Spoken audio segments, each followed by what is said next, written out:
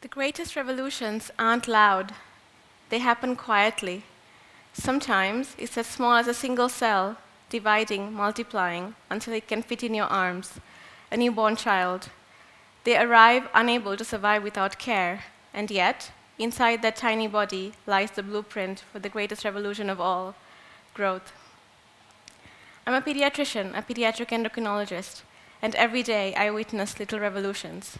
The baby who smiles at me for the first time, the 9-year-old who finds their voice and asks the difficult questions about their diagnosis, the adolescent who keeps fighting no matter how many times life pushes them down.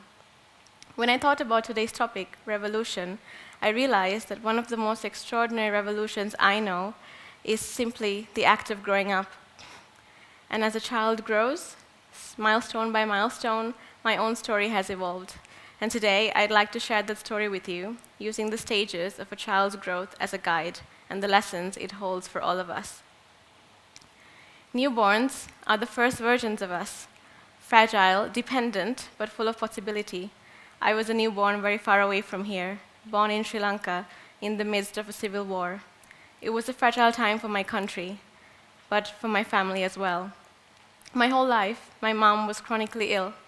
And while other children were learning for school, I was learning the names and dosages of her medication as well. Even back then, I wanted to be someone who made her better, to stop feeling helpless. I learned empathy, to be a caregiver, and the fragility of life itself. Those early years taught me something important. Weak does not mean weakness. Even the most delicate life can hold extraordinary resilience. Infants are curious.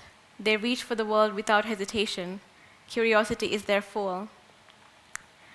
Growing up as an only child, my dad worked in tea and rubber plantations. So growing up around nature, surrounded by dogs, cows, birds, and trees, a childhood not many children have these days, I often had to make my own fun. And curiosity did become my fuel, and books became my universe. I read a book a day, disappearing into worlds beyond my island. I imagined snow, faraway cities full of history and different cultures, languages I didn't yet speak. I longed to see what lay beyond Sri Lanka, but I knew that as an only child, I would probably be needed at home. So that dream remained quiet, tucked away, a secret only I knew about. But curiosity, once sparked, never truly fades. Every child falls before they learn how to walk, over and over again, but they always get up. My greatest fall happened with my A-level exams, the gateway to medical school in Sri Lanka, the gateway to any university program, really. I got close, but I missed the cutoff by a few decimal points. I could study anything else, just not medicine. My parents said, "You can do whatever you want. You can be whoever you want to be. Do you really want to waste your youth chasing medicine?" But I couldn't let it go. I tried to think of other ideas. I could study biomedical sciences and work for the Red Cross or UNICEF. But no matter how many plans I made, my heart kept circling back to medicine, and as you can see, even back then, working with children. So I gathered some courage and I voiced my secret dream aloud, to study abroad. My parents, to my complete surprise, supported me wholeheartedly. It's not normal for Sri Lankan parents to be okay sending their only daughter, their only child, so far away from home. But with that support, I started doing some research. I found the second faculty of medicine, Charles University in Prague. They offered scholarships to top students. So I thought to myself, I'll go and I'll work really hard and maybe I'll earn one of those scholarships. I kind of knew I had to because my family couldn't afford the 6 years of tuition. So at 19, I boarded a plane alone. I had never been to Europe. I didn't know anyone in Prague. I didn't speak the language. But sometimes the determination of a child learning to walk is enough to carry you into the unknown. Children in early childhood are full of imagination. Cardboard boxes become a spaceship.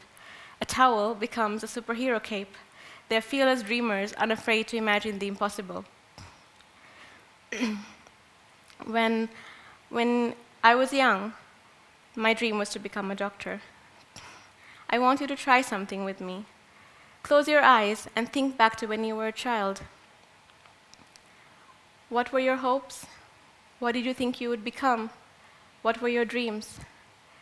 Take a deep breath and hold on to that thought. We'll come back to it later. That fearless dream became reality for me in Prague.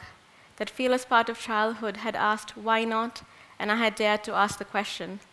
My parents didn't limit me, not because I was a girl, not because I was the only child. They believed in me and dreamed my dream with me. Sometimes it's enough for one person to believe in your dream, and with that support, I built a new life on foreign ground.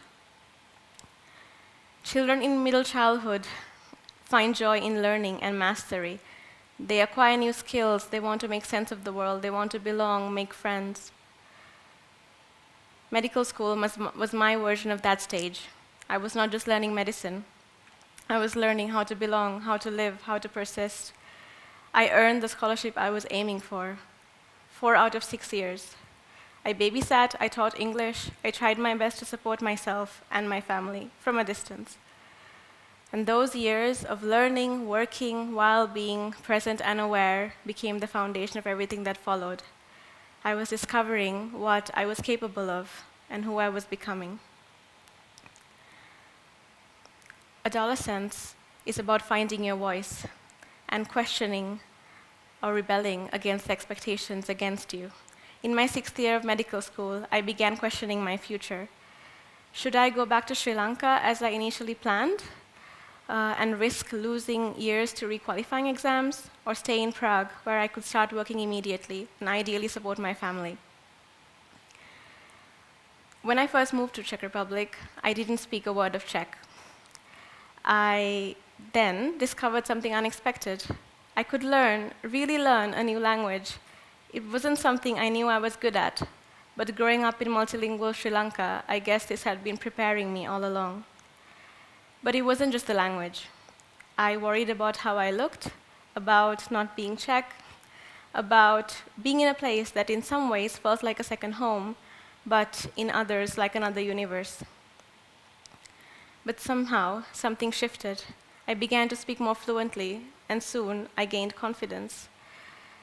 And suddenly, I belonged, not because I changed who I am, but because I became unafraid to be who I am, and I stopped being self-conscious. So I chose to stay. And I found my place at Motol University Hospital, the teaching hospital attached to my medical school, which happened to highly specialize in pediatrics. It felt like destiny. My childhood dream had found its home. I also found my passion in research. Did you know that each of us have 3 billion base pairs of DNA that make up our genetic code? That's 6 billion letters that say who we are. And if only one of those letters change, one letter in a sequence of 6 billion, that would mean the difference between complete health and disease. It's astonishing, isn't it, that this one tiny change can have such a profound impact. Adolescence is about finding your voice. Teenagers ask themselves, who am I? What do I stand for? What do I want? My own answer is becoming clearer. I'm a pediatrician, a scientist, a woman from Sri Lanka who found her voice so far away from home. But I'm also someone who wants to give back. I'm trying to help children in Sri Lanka, arranging teaching programs, sending medicines, trying to share what I've learned while trying to learn from them. Because the growth that began with me should not end with me. Growth ripples outward, like it ripples from childhood to adulthood. Today, I've mapped my life in the eyes of a child, but we were all children once.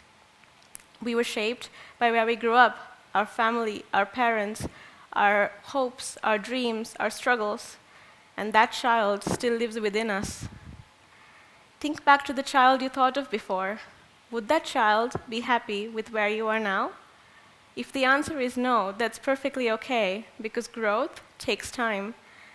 But let's do one thing daily to nurture that child, to keep that wonder alive. I found this old picture. From 15 years ago, when I was still in Sri Lanka, from Facebook memories, I've written, I want to see the world someday, learn from yesterday, live for today, hope for tomorrow. Looking at it now, I hope that version of me would be proud that her spirit never left me. The greatest revolution I know is not in science, in technology, in innovation, or politics. It's human growth, silent, often unseen, but unstoppable. And if there's one thing I'd like you to take from today, it's this.